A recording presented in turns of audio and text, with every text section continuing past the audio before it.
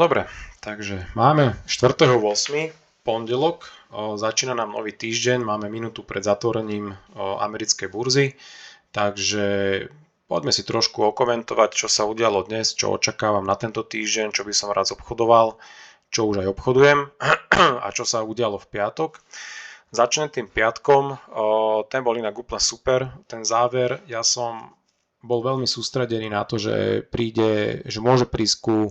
testovaniu tohoto veľmi silného supportu a to je 200-denný klzavý priemer,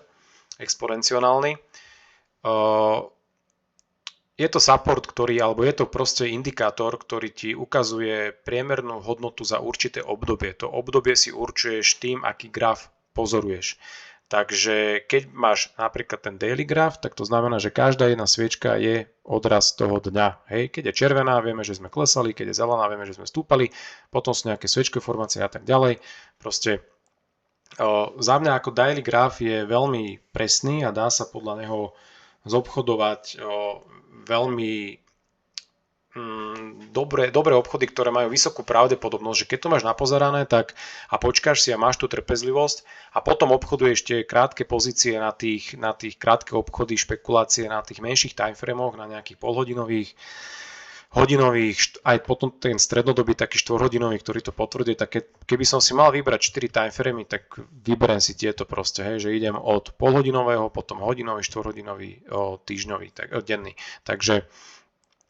samozrejme, ten týždňový je tiež fajn, ale tam je to tiež už také, že už tam sa snažím vyhľadávať nejaké silné patterny. A čo sa týka toho denného, tak je taký aj akčnejší a zároveň nevidíš tú príležitosť v tých sviečkách, v tom pohybe pravidelne, pretože je veľký rozdiel obchodovať minútový a obchodovať denný. Tam ten minútový ti ponúka stále niečo a môžeš sa zamotať do nejakej pavučiny. A veľakrát sa môže stať, že ťa povykopáva na stopkách, takže ten daily je fakt, že super. A keď vidím jednoducho,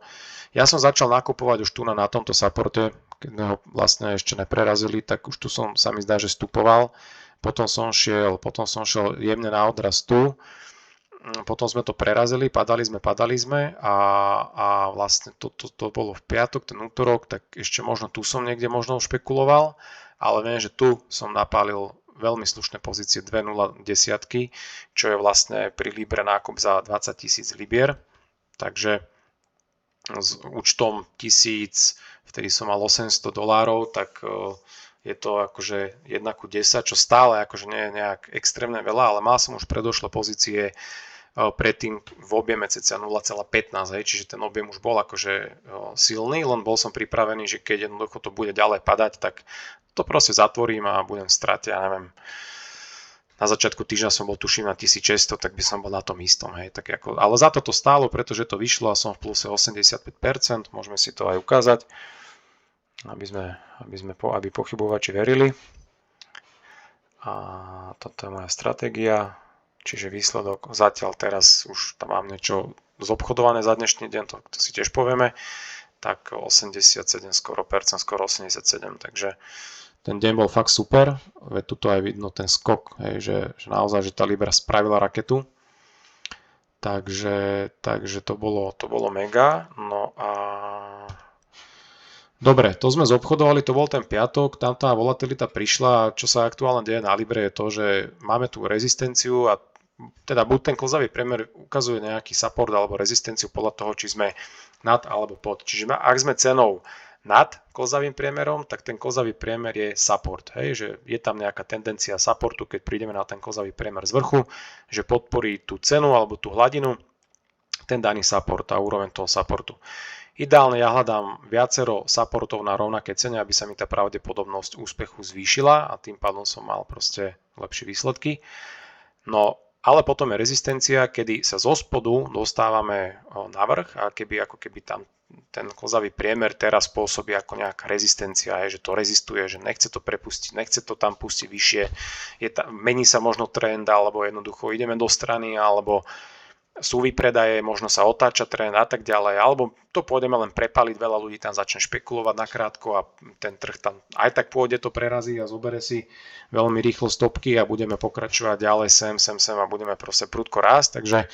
ako vzhľadom na to, že ten trh urobil takúto krásnu bombu smerom hore, to keď si rozdelíme na hodinový timeframe, tak pozrieme sa tu na správy 14.30 v Amerike a bolo to non-farm payroll a nezamestnanosť, miera nezamestnanosti v Amerike, čiže očividne ten dolár dal akože pumpu až 125 pipov, takže na Forex je to ako mega, dať behom momentu, však keď to dáme na polhodinový graf, tak tam je to tiež úplne jasné. No a potom tu máš toto, toto proste to bolo hneď. No ale teraz sa nám tá cena nejak drží, kolíše, dneska sme boli preraziť ten vrchol z toho predošlého dňa, potom sme klesli a držíme sa zase nejak v takýchto pásmach, čiže tu bol vytvorený nejaké low, tu bolo nejaké low, čiže my kľudne môžeme ísť ešte pod to vybrať, my môžeme ísť kľudne otestovať sem na túto úroveň, to si inak aj zaznačím, lebo tam to je naozaj pekné. Tam by som to inak kľudne aj bral, že Libru za takúto hodnotu by som veľmi rád zobral, že tam si to zaznačím aj takou tou modrou, ako keby stupnou, že tam to chcem zobrať. Aby som si to uvedomil, keď sa na to budem pozerať. No a tak, čiže z Libro nekončím, ale za určitých podmienok, iba za určitých podmienok to proste zoberiem. Takže ku Libre asi toľko budem nakupovať na tejto úrovni, keby náhodou, že to ďalej rastie, uvidím čo, jak sa bude vyvíjať, nebudem to hrotiť. Takže to by sme mali ku Libre, môžeme si dať euro-dolár, ale tam euro-dolár ja moc nejak neobchodujem, inak je to veľmi podobné, akurát proste Libra bola na 200, euro-dolár na 100, tak som si vybral ten support, ktorý je väčšieho timeframeu, alebo teda väčšej periódy, kde je tá väčšia pravdepodobnosť. Takže zatiaľ uvidíme, že toto aj tak je tam tá rezistencia zase na 20, na 21, že môže robiť čokoľvek, môže sa začať aj tváriť, že pôjde dolu a potom môže prísť niečo takéto, že sa to proste odrazí pekne a zase to začne rásť a potom možno prichytíme nejakú ďalšiu pumpu. Čo sa týka ropy, tu som dneska aj zobchodoval, na krátkodobom timeframe som šiel tu na niekde, keď si dáme históriu,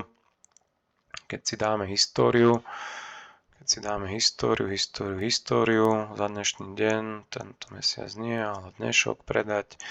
takže môžeme na to kliknúť, takže ja som vstupoval až tu, takže to bolo úplne ráno, čiže tu som šiel, dobre, čo mi tam vychádzalo, tento pin, no jasné, už viem, hodinový graf, 21 rezistencia, po tomto prudkom prepade, ktorý trval tu predtým, aj tak ja som častejšie teraz obchodoval ropu na short ako na long, takže ja som zatiaľ taký, že z medvedí. A tým, ako to takto ráno pekne aj gaplo, potom sa to skonsolidovalo a bol tam tento rezist, tak si vravím, tak skúsim, že vyzerá ten rezist veľmi, že aj tu na to ten trh reagoval, aj tu. Čiže možno zareaguje, tak som to skúsil, no a s tým, že stopku som dával sem. To bolo dokopy $66 z 2100, takže tam by som niečo stratil, ale išlo to, tak už potom tu kde som zatváral ten obchod, kde sme ho zatvárali, tak som ho zatváral, tu som ho zatváral, OK. Takže asi sa tá cena začala pomaly otáčať, ja som to dneska sledoval tak iba jedným okom, lebo sa sťahujem, takže som to mal viac menej na telefóne. Takže preto hovorím, čo som tak cca asi robil, lebo som viac riešil veci so sťahovaním ako trading, takže dneska to bolo také, jedným okom. A vlastne teraz na rope ja si ani nechcem nič nejak riešiť. Jediné, čo som tak uvažoval, že možno ropa bude behať niekde okolo hore dole týchto hodnôt, že tu by bola jedna rezistencia. Takto. A tu by bol support a dokým sa tam tí nedohodnú alebo niečo nevymyslia, tak proste bude možno ropa oscilovať. Možno príde vybrať tento support. Takže na ropu by som akože dával pozor, že v každom prípade, keby som si mal vybrať, tak radšej by som bol stále ten medveď, ale treba byť pripravený na všetko a netreba tam páliť nejaké veľké objemy iba preto, že chceš zarobiť, to chce každý, ale nesmieš robiť chyby. No, potom tam máme, čo tam pozrieme, Daxik, ten som chytil inak tiež, tam som o tom dával aj video, že som sa rozhodoval vlastne na základe, to bolo v piatok, na základe tohoto, že už tu bolo trojité dno a naozaj to vyzeralo pekne zaujímavo, že už je tu zelená sviečka tu, už sme aj prerazili ako keby ten rezist, tú trendovú líniu, boli sme na to 21 na dennom, hej, že aj ten deň, keď som ho sledoval, každý furt som to riešil, tak ten deň už fakt vyzeral tak, že už všetko popreráža a ideme. No a potom, ale už som nechcel akože kupovať na rezistenciách a nejak toho rotiť, že vždy si radšej počkám na nejaký potvrdujúci signál a potom po nejakej korekcii, po nejakom výpredaji ziskov zase vstúpim ja s nejakou stopkou napríklad ideálne, ale keď som zbadal to, že to buchlo dole a zase to už vytvorilo proste, už keby štvorité dno, tak už to proste strácalo zmysel ten support, že hovorím, že to už asi fakt pôjde preraziť. No tak som tak išiel, že dám stopku sem, nejak som sa s tým vyrovnal, že koľko môžem prerobiť a či mi to ešte dáva zmysel a čo budem robiť, keď to nevidie a tak ďalej. Takže nejak som sa odhodlal, dávalo mi to zmysel v končnom dôsledku, keď som sa nejak schladil. A buchol som to tam, takže zatváral som to možno trochu skorej, jak ten trh prišiel, ale bolo to také všelijaké. No a čo sa týka ako obchodu, tak keby som si mal vybrať, tak ešte by som to rád skúsil, len proste ten stop loss je strašne veľký, hej, že to, čo som zarobil, by som hneď mohol prerobiť na tom, že mi tá špekulácia nevyjde, preto som našiel Dow Jones, ktorý sa správa obdobne. Mali aj podobné dneska veľmi vlastne skoro rovnaké výsledky a ten Dow Jones je na rezistencii, hej, že je tam ako keby aj ten support resist, že je tam tá konsolidácia odraz od tej 50-ky a teraz sme na tejto rezistencii a dávam stopku vlastne ako keby nad ten vrchol toho dňa, aj kedy sa mi to páčilo na tom DAXe, hej, že vrchol bol tu a na tom Dow Jonese dám vrchol tu. A keď to bude rásť, tak proste prerobím $31, to čo som skoro dneska zarobil na rope, tak obetujem, no na rope som zarobil menej ako 30, ale jednoducho počítam s tým, že to čo som zarobil na tom DAXe plus minus, tak proste skúsim, hej, že je to hra, hej, že ako musíš proste, nesmieš sa báť skúšať, nesmieš mať z toho emócie, musíš to brať s chladnou hlavou a musíš vedieť, má to prepočítané, čo asi ako, je to ako keby skoro poker, alebo je to proste matematika.